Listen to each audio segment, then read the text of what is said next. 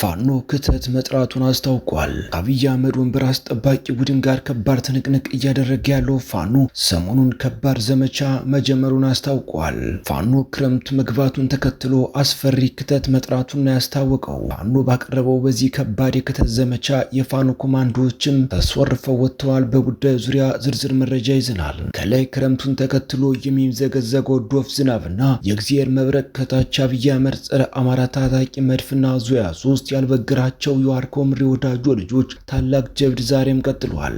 በአምባሰልና አካባቢው የተሰራውን ታምራዊ ድልም ወደ እናንተ ይደርሳል።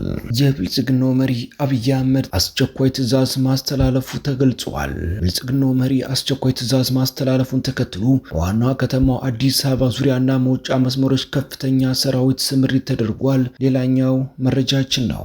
የብልጽግና መንግስት ህወሓት ላይ እርምጃ እንዲወስድ ኢዜማ ጠይቋል። እስከ መጨረሻው ድረስ አብራችሁን ከቆያችሁ ወደ እናንተ ይደርሳል። ሰላም ጤና ይስጥልኝ። የተወደዳችሁና የተከበራችሁ በመላው ዓለም የምትገኙ የሚዲያችን ቤተሰቦች እንደምን ቆያችሁን? አሁን ለሰዓቱ መደመጥ ያለባቸውንና ትኩረት የሚሹ በርከት ያሉ መረጃዎችን ይዘን ቀርበናል። እናንተም እስከ ዝግጅታችን ፍጻሜ አብራችሁን እንድትቆዩን በአክብሮት የጋበዝን። አሁን በቀጥታ ወደ ዝርዝር መረጃዎቹ እናልፋለን። ከአብይ አህመድ አገዛዝ ጋር ይፋዊ ጦርነት ከጀመረ 3 ዓመቱን ለመድፈን በጣት የሚቆጠሩ ሳምንታት የቀሩት ፋኖ በክልሉ በተለያዩ አካባቢዎች ለቀናት ያልተቋረጠ ውጊያ በማድረግ ላይ ይገኛል። የፋኖ ኃይሎች ክረምት መግባቱን ተከትሎ በጀመሩት ከባድ ዘመቻ ይህ ዘገባ ወደ እናንተ እስከደረሰበት ሰዓት ድረስ በርካታ የአብይ አህመድን ወንበር አስጠባቂ ቡድን አባላት ወደማይመለስበት ሲሸኙ ዲሽቃና በርካታ ነፍስ ወከፍ መሳሪያ መማረክም ተችሏል። ከተማረከው መሳሪያና ከተሸኘው ታጣቂ በተጨማሪ ጥቂት የማይባሉ የወንበር አስጠባቂ ቡድን አባላትን መማረካቸው የተነገረ ሲሆን ጄኔራል አበባው የሚተማመንበት ጦርም በፋኖ ኮማንዶች ከባድ ኪሳራን አስተናግዷል። ተጠናክሮ ከቀጠለው ዘመቻ ጎን ለጎን ፋኖ የክተት ጥሪን አቅርቧል።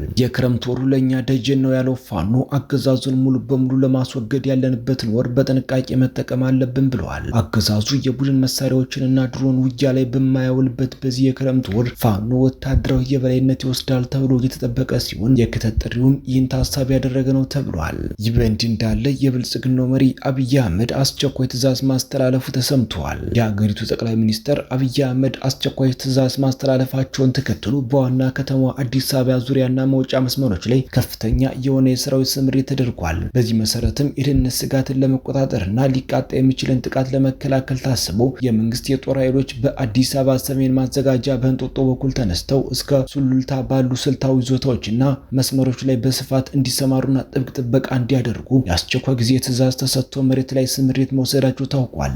ይህ በዋና ከተማ ዙሪያ የተደረገው አስቸኳይ የሰራዊቱ ስምሪት ሊመጣ የቻለው መሬት ላይ ወደ 7 የሚጠጉ የታጠቁ ኃይሎች በጋራ በመሆን የፈጠሩትን አዲስ የትብብር ካውንስል እንቅስቃሴ ተከትሎ በአገዛዙ መዋቅር ውስጥ የተፈጠረውን ከፍተኛ የፍርሃት ጭንቀትና የጸጥታ ስጋት ለመመከት ታስቦ የተደረገ ወታደራዊ ምላሽ ነው ሲሉ የመረጃ ምንጮች ገልጸዋል። ወደ ውጊያ መረጃዎች ስንመለስ ደግሞ የአፋብን ወሎ ቤት አማራ ምኒልክ ዕዝ 104ኛ ኮር 23ኛ ክፍለ ጦር አምባሰል ላይ አንጸባራቂ ድል ተቀዳጅቷል። መነሻውን ከኩታበር ተለያየን ዚያ እንዲሁም ከደላንታ በተሪ አድርጎ ወደዚያ በምድር ሞርተር ዙያ 3 መድፍ ሲጠቀም በሰማይ በሁለት ድሮን ታግዞ ፋኖን አጠፋለሁ በሚል የተለመደ ቅዠቱ የመጣ ቢሆንም ጀግኖቹ ምንም ነገር ሳይበግራቸው ከባድ ኪሳራ አድርሰው መልሰውበታል ተብሏል።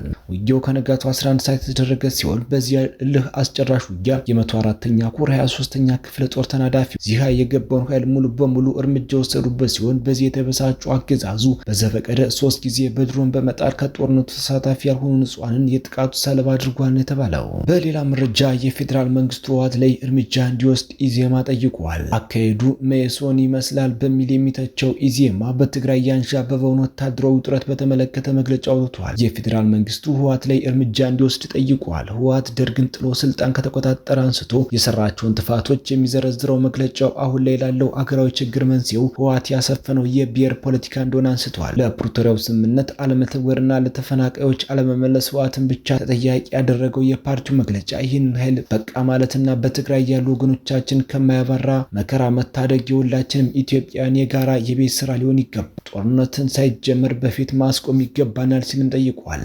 እንደ ህወሓት አይነት ደም የማይጠረቃ አካልና እሱን የሚዘውሩ ጥቂት ግለሰቦች በቃችሁ ብሎ ለማስቆም እና የትግራይን ህዝብ ካላስፈላጊ መከራ ለመታደግ በህዝብ ላይ ምንም አይነት መስዋዕትነት በማያስከትል መልኩ ህገወጥ ቡድኑ ላይ ብቻ ያነጣጠረ አስፈላጊ ህጋዊ እርምጃ በመንግስትና ከመንግስት መንግስት ጋር በጋራ በሚቆሙ ማንኛውም ለትግራይ ማህበረሰብ በሚቆረቆር አካል ሊወሰድ እንደሚገባ ያምናል በማለት ህወሓት ላይ እርምጃ እንዲወስድ ጠይቋል።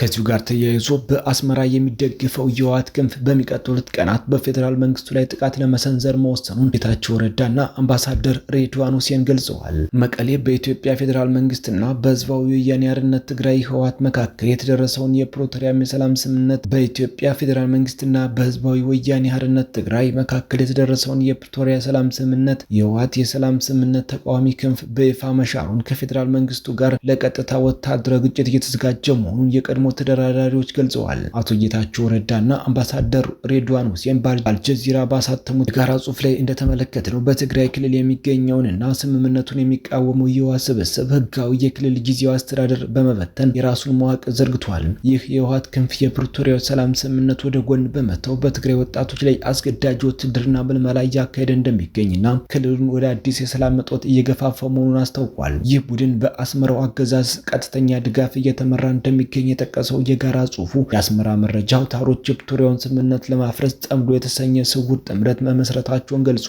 ይህ የህወሓት ታጣቂ ክንፍ በአስመራ አጋዥነት በቅርቡ ቀናት ውስጥ በፌዴራል መንግስቱ ላይ አዲስ ወታደራዊ ጥቃት ለመሰንዘር ዝግጅት እያጠናቀቀ መሆኑን ጠቁሟል። በመሆኑም ዓለም አቀፉ ማህበረሰብ በዚህ የህወሓት ክንፍና በደጋፊዎቻቸው ላይ ጠንካራ ዲፕሎማሲያዊ ጫና ሊያደርግ እንደሚገባ ያሳሰበው ጽሑፍ የፕሪቶሪያውን ስምምነት በኃይል ለመለወጥ የሚደረገው አካሄድ ቀጠናውን ወደ ከፋ የፖለቲካ ቀውስ እንዳይከተው ስጋቶች መኖራቸውን አመላክተዋል። በመጨረሻም አፋብኃ ሸዋ ጠቅላይ ግዛት አሳምነው ዕዝ መሐመድ ቢሆነ ኮር የእስቴ ጎማ ተራራ ክፍለ ጦር ሰራዊት ጥልቅ ውይይትና ግምገማ አድርገዋል። የእስቴ ጎማ ተራራ ክፍለ ጦር ሰራዊትና በክፍለ ጦሩ ከፍተኛ አመራሮች የአፋብኃ ወታደራዊ ቃል አቀባይ አርበኛ አበበ ሙላቱና የሸዋ ጠቅላይ ግዛት አሳምነው ዕዝ ምክትል ዘመቻ መሪ መቶ አለቃ ኤርሚያስ ግጨው በቦታው በመገኘት በተደረገ ሰፊ ውይይት የሰራዊት የስነ ልቦና ግንባታ ስራ በመስራት ለቀጣይ ማንኛውም ድርጅታዊ ተልዕኮ ዝግጁ መሆኑን አረጋግጧል። ዛሬ በተካሄደው በዚህ የውይይት መድረክ ላይ የአመራር አካላቱና አርበኞቹ ከሰራዊቱ ወቅታዊ ጉዳዮች ዙሪያ በዝርዝር የመከሩ ሲሆን ሰራዊቱ የተሰጠውን ኃላፊነት በላቀ ብቃት መወጣት የሚችልበት አቅም ላይ ሰፊ ግንዛቤ ተፈጥሯል። በተለይ በየሻለቃው ለሚገኙ ሰራዊቱ የተደረገው የስነ ልቦና ማነቃቂያ መድረክ በከፍተኛ ስሜት ቀስቃሽነት አነቃቂነት የተሞላ ነበር። ሰራዊቱን በተደረገለት በዚህ ሁለንተና